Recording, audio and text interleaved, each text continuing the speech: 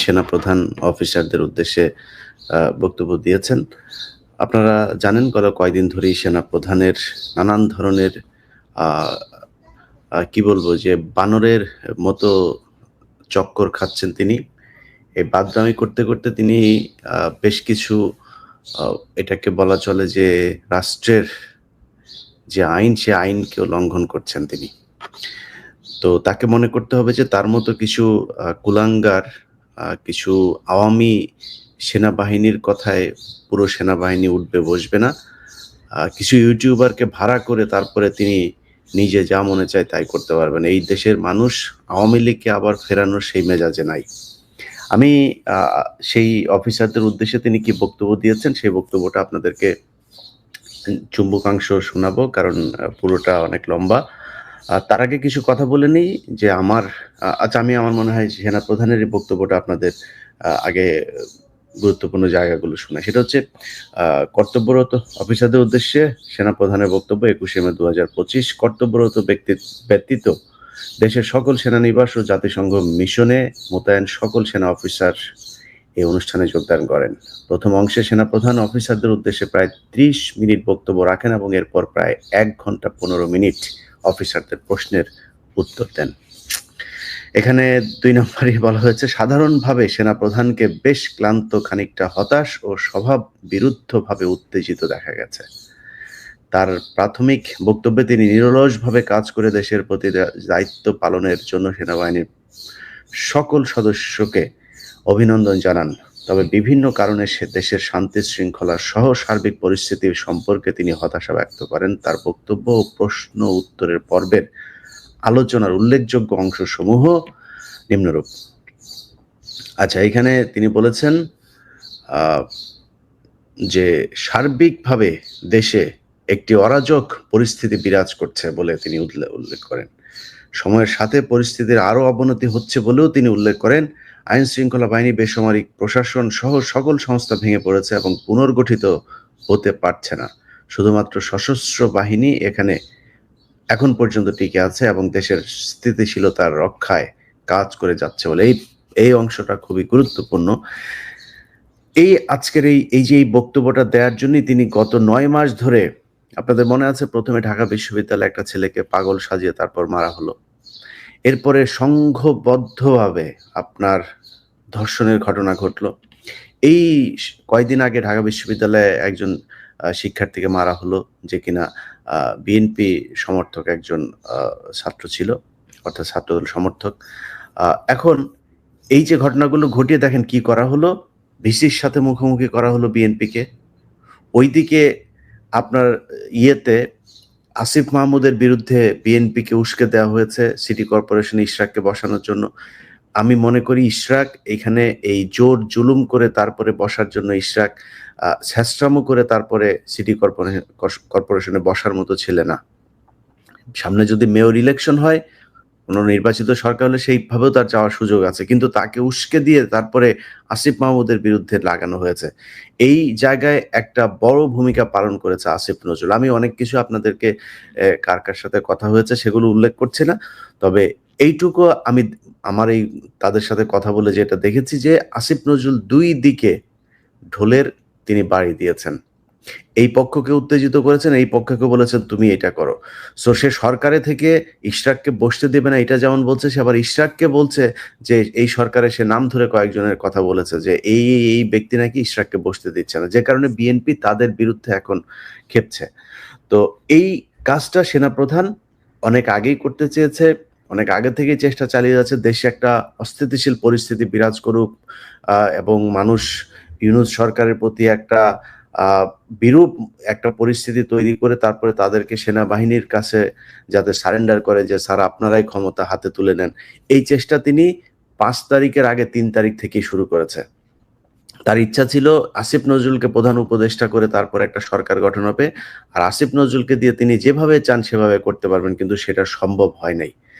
আমি সরকারকে বলবো অতি সত্বর ডিজিএফআই এর এই সোর্স আসিফ নজরুলকে দ্রুত সরকারের এই উপদেষ্টা থেকে বহিষ্কার করা হোক। তারপরে তিনি বলেছেন যে 5ই আগস্ট হতে এ পর্যন্ত দেশের সার্বিক পরিস্থিতি স্থিতিশীল রাখতে সেনাবাহিনী অক্লান্ত নিঃস্বার্থ ভূমিকা পালন করতে সেনাবাহিনী ও সেনাপ্রধানকে টার্গেট করা হচ্ছে বলে তিনি হতাশা ব্যক্ত করেন। সেনাবাহিনী ভালো করেন এই 5 তারিখের পর থেকে। আপনারা সারা দেশে আপনাদেরকে ম্যাজিস্ট্রেসি পাওয়ার দেওয়া হয়েছে।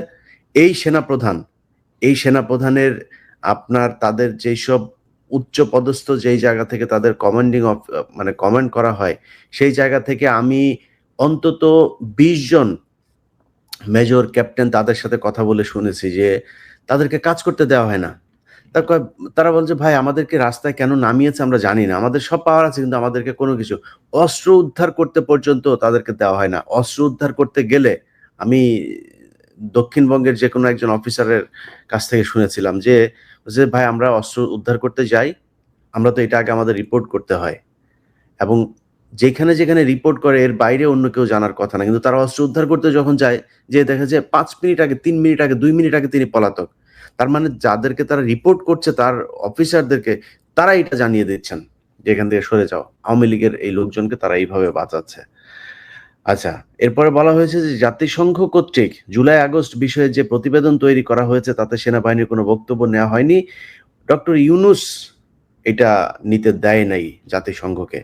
মানে জাতিসংঘ যেই রিপোর্ট দিয়েছে সেই রিপোর্ট সেনাপ্রধানের পছন্দ হয় নাই। উনার কাছে দিলে উনি আরেকটু সুন্দর কইরা করতেন। এইখানে সেনাবাহিনীর কোনো সমস্যা ছিল না, সেনাবাহিনী কোনো কিছু করে নাই, সেনাবাহিনী গুলি করে নাই, এগুলো জামাত শিবিরের লোকজন সেনাবাহিনীর পোশাক পরে, বিডিআর এর পোশাক পরে গুলি করেছে। এটা উনি বানায় ফেলতেন। যে কারণে উনার ওটা পছন্দ হয় নাই।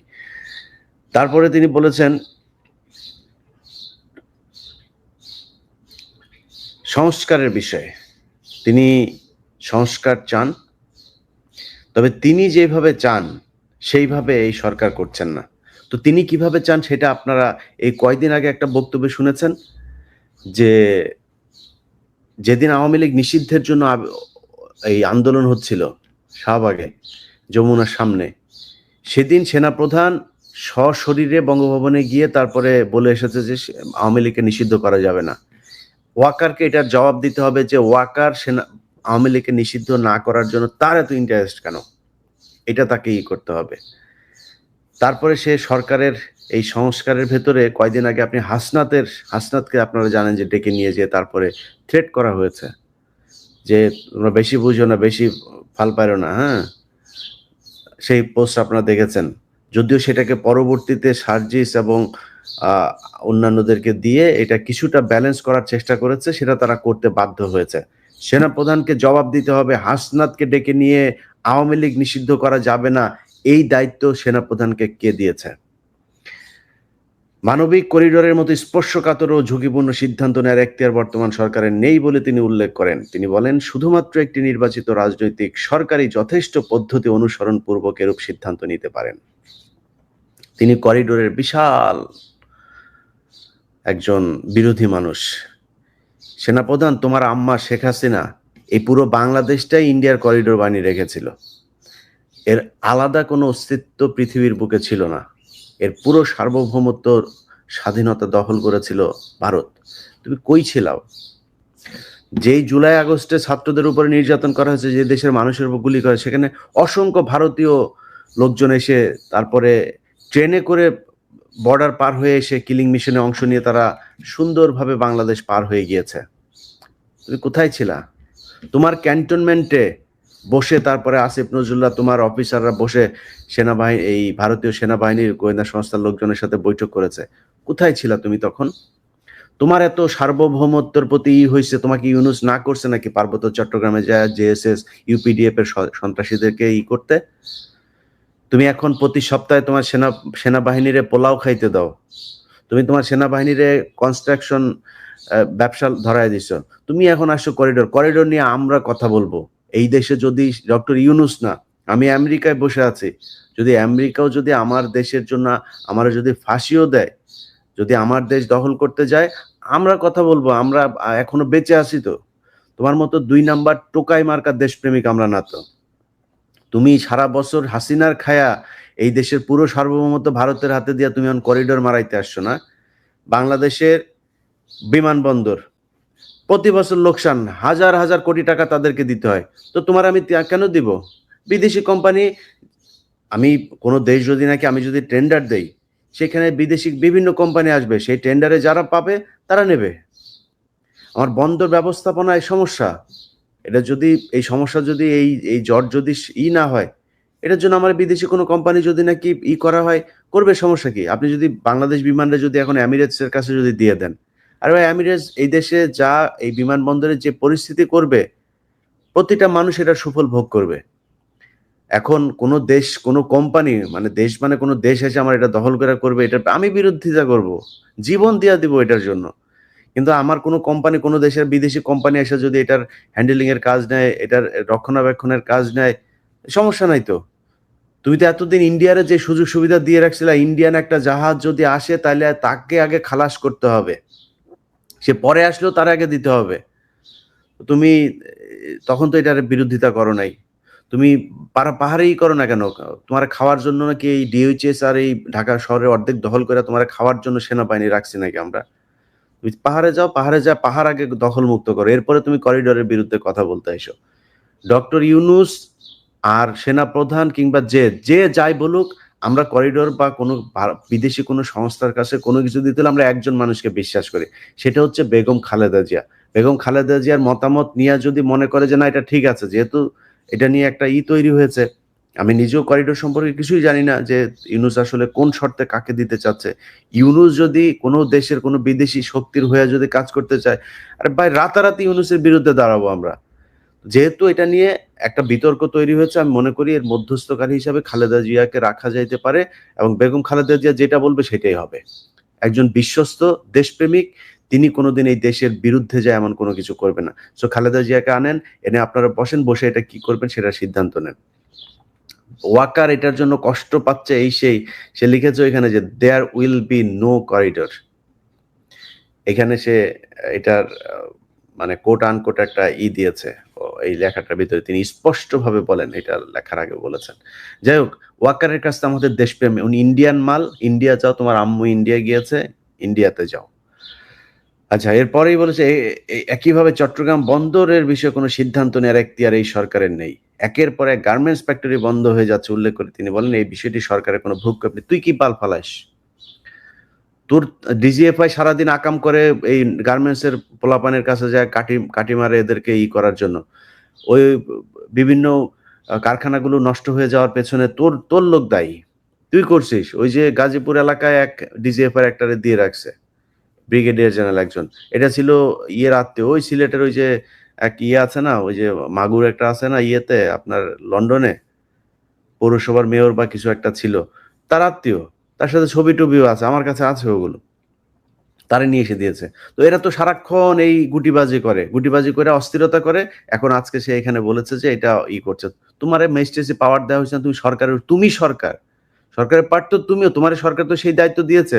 তুই ওখানে না যা, তুই এনে গুটিবাজি করে সারাদিন ভারতের সাথে, তোর বউর ফোন দিয়া তুই সারাদিন শেখ হাসিনার সাথে আলাপ মারিস কেন? তোর ওই জন্য তোর সেনা প্রধান বানানো হয়েছে নাকি?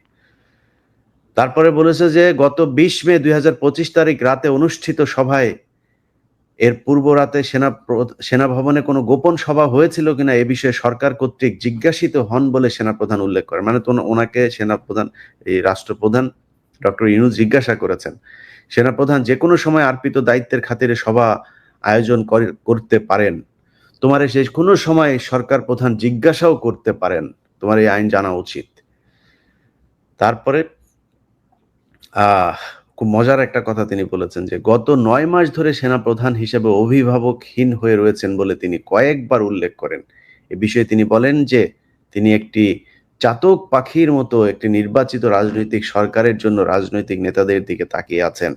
একটি নির্বাচিত সরকার সেনাবাহিনীর জন্য অভিভাবক হিসেবে দায়িত্ব পালন করবে। বাটপার, তোর সময়ে 2024 সালে নির্বাচন হয়েছে না? চাতক পাখির মতো এই পলিটিক্যাল দলের দিকে তাকায়াছিলি? তুই তো তাকায়াছিলি তোর আম্মার দিকে। তখন তুই খালেদা জিয়ার বাসায় যে তুই দৌড়ায় গেলি, বাটপাড়ির রাজনীতি মারাও, তোমার এই রাজনীতি আমরা বুঝি না। তুই খালেদা জিয়ার বাসায় গিয়ে খালেদা জিয়ার সাথে এখন প্রীতি কর, তোর তো প্রীতি না করে উপায় নাই, তুই এই জন্য খালেদা জিয়ার বাসায় গেছি। 24-এর আগে কেন গেলি না? 24-এর আগে যায় খালেদা জিয়ারে কেন করলি না যে আপা ম্যাডাম আপনাকে লাগবে আমাদের? তারেক রহমানের ফোন করছিলি? বিএনপির কোন নেতারে ফোন করছিলি? তোর মা যা বলেছে তুই সেভাবে 2024 সালে নির্বাচন করে দিয়েছিস। এই দেশের মানুষ তোদের দিকে চাতক পাখির মতো তাকায় ছিল। তোরা কিছু করছিস এই দেশের মানুষের জন্য? তুই তো সেই বাটপার যে কিনা সেনাবাহিনীকে বলেছিলি যে সেনাবাহিনীর এই ইয়ের কি বলে অস্ত্র দিয়েছে সরকার, সরকারকে রক্ষা করতে হবে। এই কথা বলছিলি না তুই? তোর এই রেকর্ড টেকর্ড আমরা পাওয়ার চেষ্টা করতেছি, পাবো কিনা জানি না, পেয়ে যাইতেও পারি। তুই যে 3 তারিখ 2 তারিখ কি কি আদেশ দিয়েছিলি এইসব আমরা জানবো। তুই যখন কিনা এই ব্ল্যাক আউট করে পোলাপানরা যে হত্যা করা হইলো, তুই কই ছিলি তখন? তোর তখন উদ্বিগ্ন হইস নাই তুই এতগুলি মানুষকে যে মারলো? তুই আর তোর বিডিআর এর লোকজনের দিয়া তুই করছিস, গুলি করাইছিস মানুষকে। তো সেনাবাহিনীর লোক দিয়া গুলি করে 5 তারিখ সকালেও তুই গুলি করাইছিস। তুই তো সেই বাটপার। তুই এখন আসছিস চাতক পাখির মতো রাজনৈতিক দল ইলেকশন করবে সেটার জন্য তাকায়। মানে যদি একটা নির্বাচিত সরকার আসে ইউনূসকে এখান থেকে সরায় দেয় তাইলে তোমার সুবিধা হবে গুটিবাজি করতে, তাই না? এই জন্য এখন নির্বাচিত সরকারের তাড়াতাড়ি আনার জন্য চেষ্টা পায়তারা করতেছ। সব লোকজনের কিনে নিয়ে এখন তাদেরকে দিয়ে করতেছ। এগুলি আমরা খুব ভালো করে বুঝি। যাই হোক, প্রিয় দর্শক, এরকম লম্বা বিশাল ফিরিস্তি আছে। আমি আপনাদের সামনে বিষয়টা খুব জরুরি এই জন্য দ্রুত জানানোর চেষ্টা করলাম। বাংলাদেশের মানুষকে সজাগ থাকতে হবে। বিশেষ করে বিএনপির ভাইদের কাছে অনুরোধ, দেখেন সামনে নির্বাচন হবে, নির্বাচন হইতেই হবে। এটা ডক্টর ইউনূসও বলেছেন, জুনের বাইরে নির্বাচন যাবে না।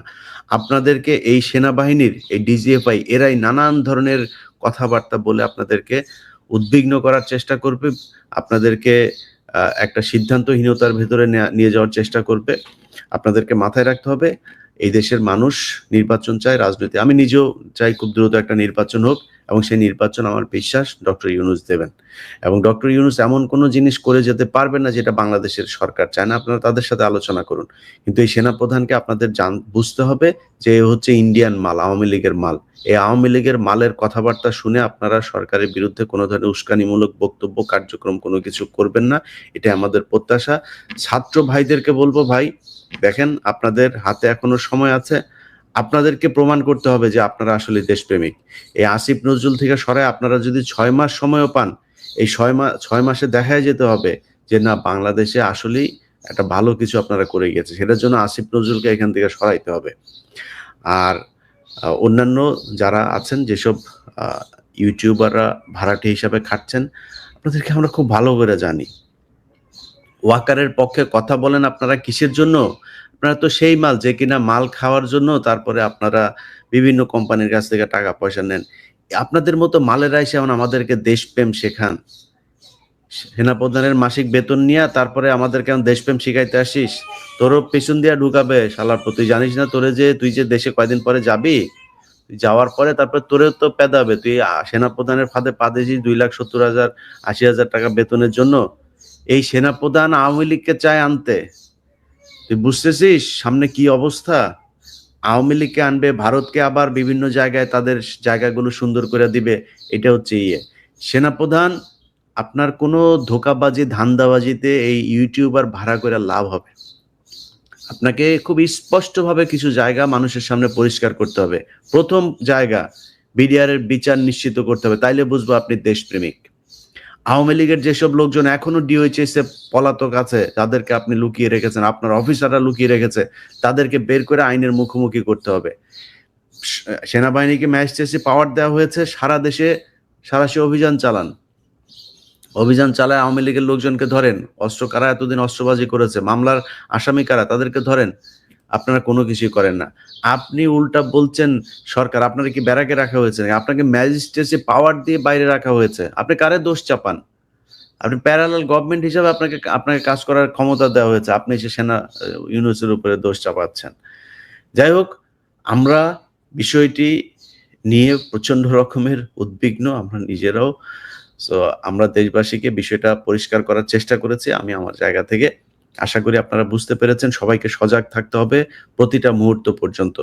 যতক্ষণ না পর্যন্ত বাংলাদেশে একটা নির্বাচিত সরকার না আসছে এবং সেই সরকারের নেতৃত্বে যারা থাকবে তারা যতক্ষণ স্যাটিসফাইড না, আমি যদি ছোট করে বলি যে তারেক রহমান দেশে যায়নি এখন পর্যন্ত। কেন যায়নি? আপনার কি মনে হয় তারেক রহমান ইউনূসের ভয়ে যায় নাই? এই সেনাপ্রধানের ভয়ে যায় নাই। তারেক রহমান আপনাদের কাছে ভাই, অনেকের কাছে আমার মনে হইতে পারে যে আমি এখন হয়তো বা আপনার কারো পক্ষে ভাই, আমি কারো পক্ষে যে কথা বলি না এটা কয়দিন, মানে যখন একজন আজকে বলেন তার পক্ষে বলি, পরশুদিন বুঝতে পারেন যে না এই তো আসলে এর লোক না। সো আশা করি দিন শেষে বুঝতে পারবেন। ভাই বিশ্বাস করেন, বাংলাদেশে যদি নাকি একটা নির্বাচিত সরকার আসে এবং সেটার প্রধান যদি নাকি তারেক রহমান হন, আমি আপনাদেরকে কথা দিলাম, মানে আমি আমার নিজের জায়গা থেকে আমি যতটুকু বুঝতে শিখেছি তারেক রহমানকে, বিএনপির বিগত দিনে যে সরকার ছিল তার চেয়ে অনেক ভালো কিছু একটা দেখবেন। আমি আপনাদেরকে কথা দিলাম। যদি নাকি খারাপ কিছু দেখেন, যদি অন্যরকম কিছু হয়, লুটপাট হয়, তারেক রহমান বিদেশি কোনো শক্তির হয়ে কাজ করে, আমি বললাম আমি ফার্স্ট পারসন হব যে কিনা আপনাদের সাথে দাঁড়াবো, তারেক রহমানের বিরুদ্ধে দাঁড়াবো। কিন্তু আমি এখন পর্যন্ত তারেক রহমান সম্পর্কে, তারেক রহমানের এখনকার যেই তার চিন্তা ভাবনা, তার যেসব মানুষজনের সাথে তিনি এই রাষ্ট্র নিয়ে কথা বলেন, আমি সেটা থেকে আপনাদেরকে বলছি যে তারেক রহমান একটা ভালো কিছু আপনাদের সামনে, এই এখন আপনি যে বিএনপিকে দেখছেন, বিএনপি এরকম থাকবে না। বিশ্বাস করেন এরকম থাকবে না। বিএনপির অনেক নেতা আছে যাদের উপরে তারেক রহমানের শতভাগ কর্তৃত্ব নাই। যে কারণে অনেক কিছু তিনি করতে পারছেন না। চাইলেও অনেক ব্যাপারে তিনি এখন নিশ্চুপ থাকছেন। তিনি দেশে ফিরলে সেটা দেখতে পারবেন। সো আমরাও চাই, আর যদি জামাত আসে, আমাদের জামাতকে নিয়েও কোনো বড় ধরনের কোনো অভিযোগ নাই যে জামাত এসে তারপরে দেশকে বিক্রি করে দেবে। তাদের কিছু নেতা আছে যারা কিনা রয়ের সাথে কানেক্টেড, নানানভাবে জামাতকে বিতর্কিত করার চেষ্টা করছে। তো এটার ব্যাপারে আমার আ কোনো আপত্তি নাই। তারাও যদি আসে আমি মনে করি দেশ নিশ্চিন্ত একটা জায়গায় যাবে। যারাই ক্ষমতায় আসুক, বিএনপি কিংবা জামাত কিংবা এনসিপি, আমি মনে করি যে এই দেশ একটা ভালো জায়গায় যাবে। সো সেই দিন পর্যন্ত বাংলাদেশের প্রতিটা মানুষকে নিরাপত্তা প্রহরীর মতো এই দেশকে পাহারা দিতে হবে। আমরা আছি ইনশাআল্লাহ। এই দেশ ভারত, চীন, পাকিস্তান, আমেরিকা কোনো দেশের কাছে নতজানু হয়ে তারপরে থাকবে, এটা আমরা কখনোই ইনশাআল্লাহ হইতে দিব না। সবাই ভালো থাকবেন। আল্লাহ হাফেজ।